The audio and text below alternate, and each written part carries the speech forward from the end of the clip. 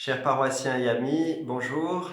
Ce dimanche, nous commençons notre parcours Cap Pentecôte pour nous préparer à recevoir l'Esprit Saint et à ce que l'Esprit se déploie dans notre vie. Nous allons faire la lecture suivie des Actes des Apôtres, donc découpés en 7, et méditer à chaque fois sur un don de l'Esprit Saint. Alors, je voudrais aujourd'hui vous faire une petite introduction des Actes des Apôtres, de cette lecture. Alors d'abord, quel en est l'auteur? Eh bien, il le dit lui-même au départ, c'est Saint Luc. C'est donc, on peut voir les Actes des Apôtres comme le prolongement de l'Évangile selon Saint Luc, avec le récit des premiers temps de l'Église. Qui est Saint Luc? On le pense originaire d'Antioche, d'origine grecque, païenne.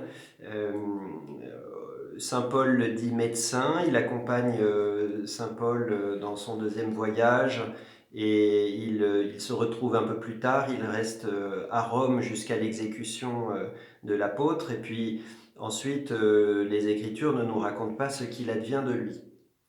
C'est donc l'auteur des Actes des Apôtres, mais en réalité, vous le savez, l'Écriture en témoigne, c'est d'abord l'Esprit Saint qui est auteur de l'Ancien et du Nouveau Testament. Eh bien, l'Esprit Saint se déploie justement dans les premiers temps de l'Église. Et de fait, on parle parfois de ce livre comme l'évangile de l'Esprit. Alors, l'Église, l'Esprit, après l'événement de la Pentecôte, est omniprésent dans ces pages. Vous allez cette semaine lire les chapitres 1 à 5 et vous serez attentif à voir, par exemple, comment on s'en remet à l'Esprit. Après un premier discernement humain, on laisse l'Esprit Saint opter entre deux candidats pour remplacer Judas. Vous verrez aussi comment l'Esprit remplit les apôtres et leur permet de s'exprimer avec assurance. Soyez attentifs aussi comment l'Esprit Saint permet d'accomplir en eux des signes et des prodiges. C'est aussi lui qui les assiste lors de leurs arrestations. Voilà, vous allez être sensible à chacune de ces interventions de l'Esprit Saint dans la vie de ces apôtres.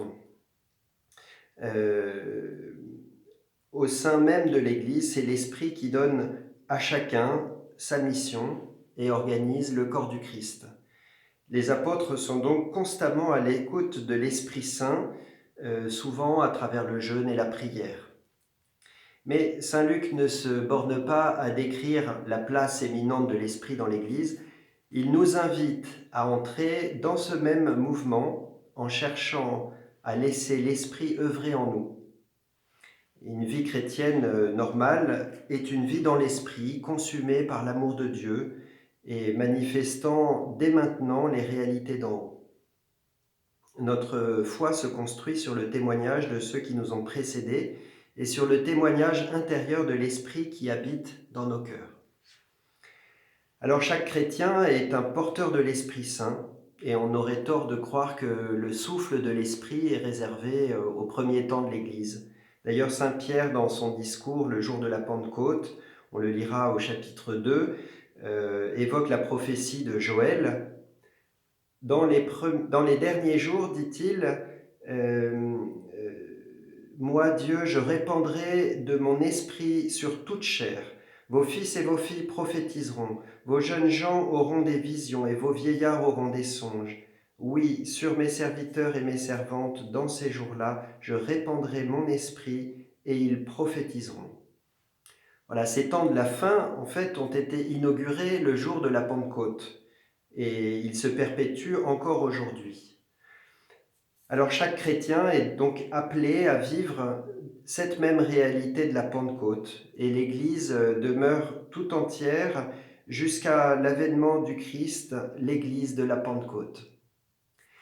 Alors ce même Esprit Saint est celui qui nous donne et qui fait grandir en nous les dons, ces 7 dons. Cette semaine, on va se fixer particulièrement sur le premier de la liste, traditionnellement, le don de la sagesse.